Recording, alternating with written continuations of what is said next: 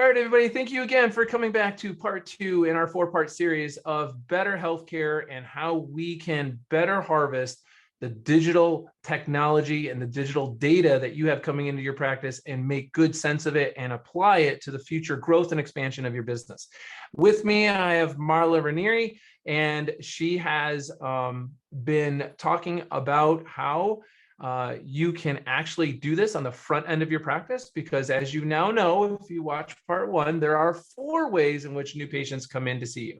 So Marla, let's pick up. We're not going to go back. We're going to let people go back and catch that episode if they've missed it, but let's pick up for where we left off. I'd like to talk and share with our audience the details of how they can get more new patients from direct to consumer, number one, because I know you have this outreach aspect to it, and how they can better pave the way for easier, lower the barrier to entry, if you will, for their patients to just simply get on the schedule in their clinic. And then how does the staff actually manage that? Let's cover those 3 elements, right? How can better healthcare help our PT practice owners get better reach to us? How can we make the pathway easier for them to get in the books with us? And how does it kind of work a little logistically with our staff? Let's do that.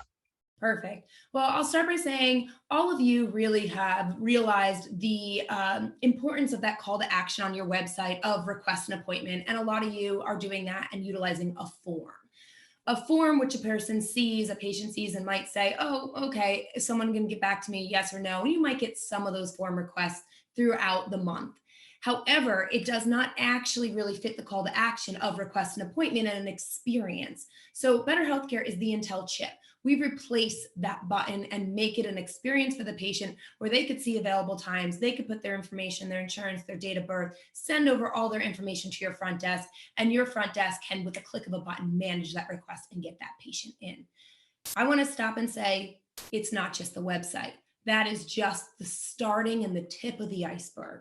You want your website to be your digital front door and grab people in, but this should live anywhere that a patient may find you or have intent of having pain or injury.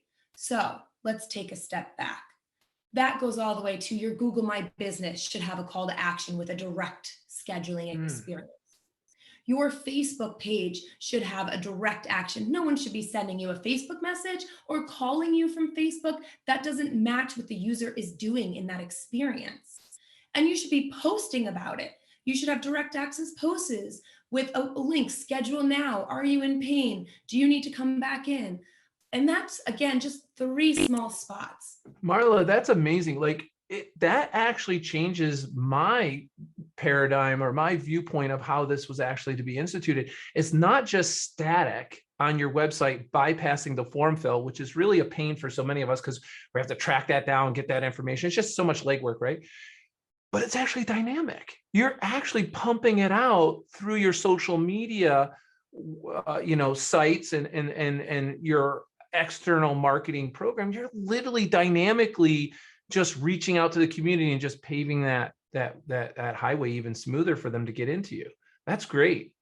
Absolutely. And we really think of it as this pyramid where you're doing a lot up here on the funnel, right? You're trying to do some Google ads. You're trying to reach out and tell people about branding, about your practice. But then it's a dead experience because they have to pick up the phone and call you. Don't let it be a dead experience. Have an experience where they can click a button and interact with you and get right in quicker, faster. Yeah, I know that for a fact. I do businesses and they send me stuff to give surveys or whatever. I've done business with somebody, and man, if it's a pain, I have to fill. I can't just click and go and just hit the dots and hit the buttons. I don't do it. It's come on, make it easy for me, right?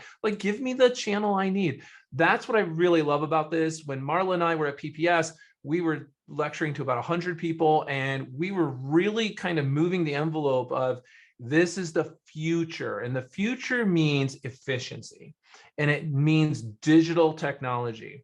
So when we talk efficiency and digital technology, Marla, let's wrap this episode up, because this is what Meg Academy is all about. You guys are watching this YouTube channel because you like Meg Business, whether you do our billing with us or you do credentialing with us, but probably you're looking to educate yourself as a better owner, right? You're like, hey, I got out of PT school. I don't know anything about being an administrator. I don't know anything about being a personnel manager or a CEO or a leader or a billing director. I get it. And that's why I'm having experts like Marla here on this YouTube channel and on my podcast to try and bring more enlightenment, more education, but not just that, not just to make you aware, but to give you tools. This Better Healthcare tool is amazing. I would not have her here and being endorsing it if it wasn't working for my clients all over the country. So Marla, my clients are very fixated on the problematic supply chain, I was saying at PPS, of human capital.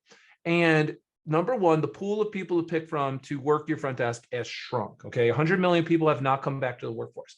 So the people we have to pick from has shrunk. So the high qualified people are even rarer than ever before. And then the challenge of multitasking and dynamically training them is becoming even more difficult.